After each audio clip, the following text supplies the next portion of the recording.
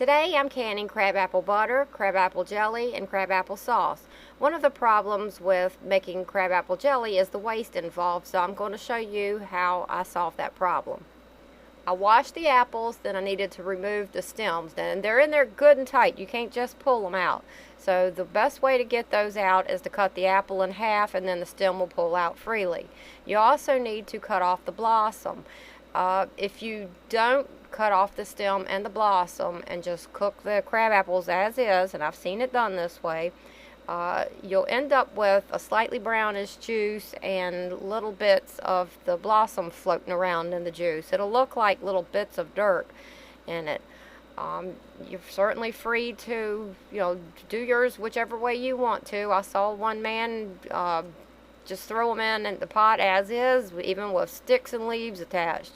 As for me, I'm going to spend a little extra time and effort on this, and I'm going to add a special ingredient called love.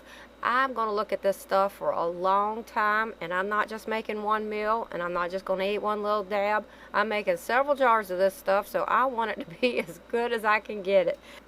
As I'm cutting these, I'm dropping them into a bowl of water that's treated with fruit fresh. And I'm going to show you two different ways to extract juice. I have a steam juicer, and I'm going to use that, and then I'm going to also show you the old-fashioned way. To use the steam juicer, all I had to do was put water in the bottom pot. I put the crab apples in the top pot, put the lid on, and let it run for about an hour and 45 minutes. Crab apples are very dry. They don't have a lot of juice in them. When they've steamed long enough, all you have to do is squeeze the clamp on the hose and you have juice.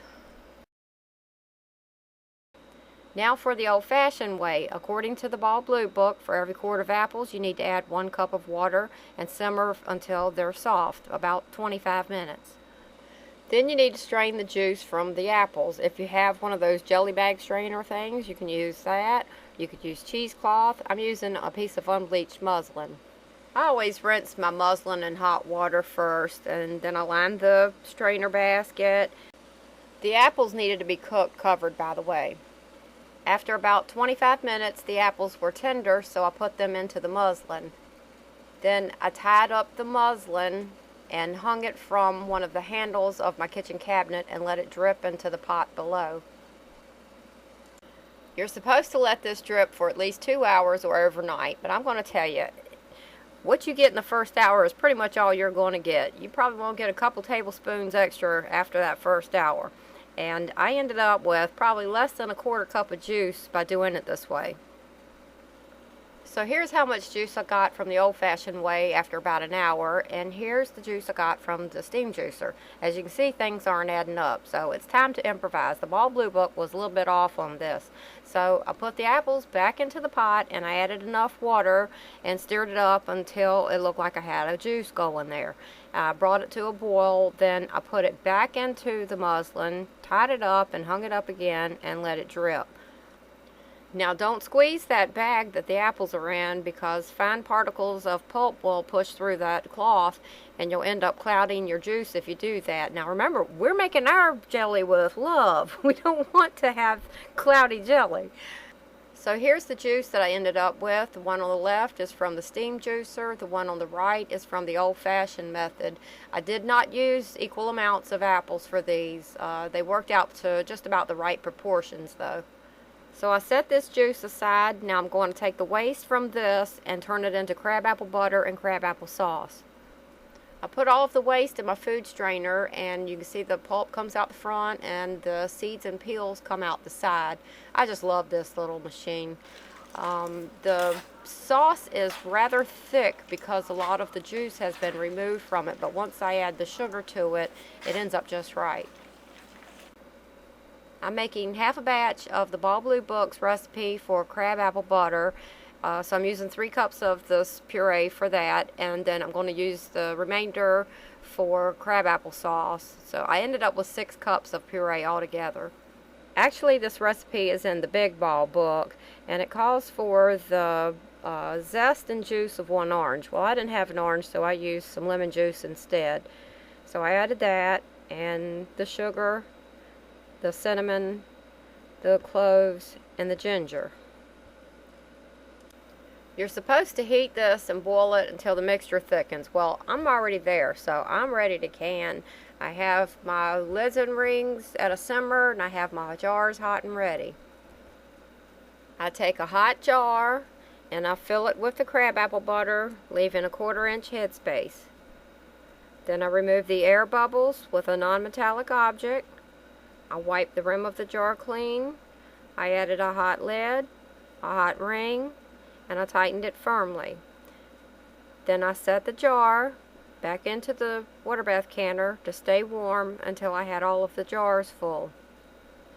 Then I dropped the canning rack down into the water, and I made sure that there was at least 1 inch of water covering the jars. Then I put the lid back on the pot, brought it back to a boil, and I processed it for 10 minutes. When the 10 minutes was up, I turned off the heat, I removed the lid, and I let it sit for 5 minutes. Then I removed the jars from the water bath canner and set them on a towel on the counter to cool. After they have cooled overnight, remove the rings, wash the jars, and write crabapple butter on the top. Now I'm going to make the crabapple sauce. Just take the remaining crabapple puree and add enough sugar to taste. And crabapples are very sour. It takes a lot of sugar to sweeten them. You also need to add some lemon juice and just bring it to a boil and cook it until it's thick enough. And we're already there, so it's time to can it up. And following the recipe for applesauce, you leave 1/2 inch headspace and process it for 20 minutes, whereas the apple butter, which was pretty much exactly the same thing with spices in it, left a 1/4 inch headspace and was processed for 10 minutes, so go figure. So I processed the applesauce for 20 minutes, and while that was going, I started on my jelly. I'm using the old-fashioned method of making this jelly without any commercial pectin in it.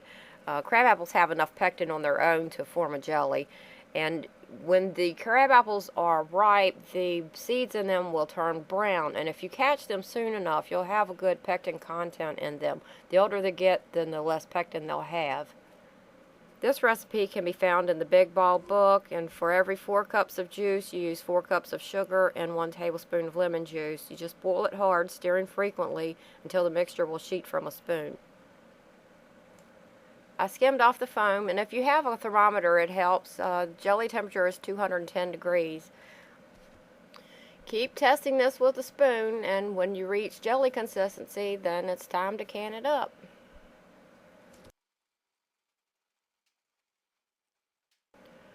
Once again, I have my lids and rings at a simmer. I have my jars hot and ready. I'll take a hot jar and I fill it with the jelly, leaving a 1/4 inch headspace. I'll wipe the rim of the jar clean. I add a hot lid, a hot ring, and I tighten it firmly. Then I put the jar in the water bath canner to stay warm until I have all of my jars full. Then I drop the rack into the water, make sure there's at least 1 inch of water covering the jars, put the lid on the pot, bring it back to a boil, and let it process for 10 minutes. When the time is up, turn off the heat, remove the lid, and let it sit for 5 minutes. Then remove the jars, place them on a towel on the counter to cool. The next day, remove the rings, wash the jars, write crabapple jelly on the top, and the date that you can them. Now, can't you just see the love? That's some nice, pretty red, clear crabapple jelly. No sticks or leaves floating around in there. Believe me, if you just put a little love into your canning, you can not only see it, you can taste it, and this stuff is going to be around a long time, and you're putting up a lot of it. It doesn't pay to get into a rush, and it doesn't pay to get lazy when it's time to can. So that's how I canned crabapple butter, crabapple jelly, and crabapple sauce. I hope it helps.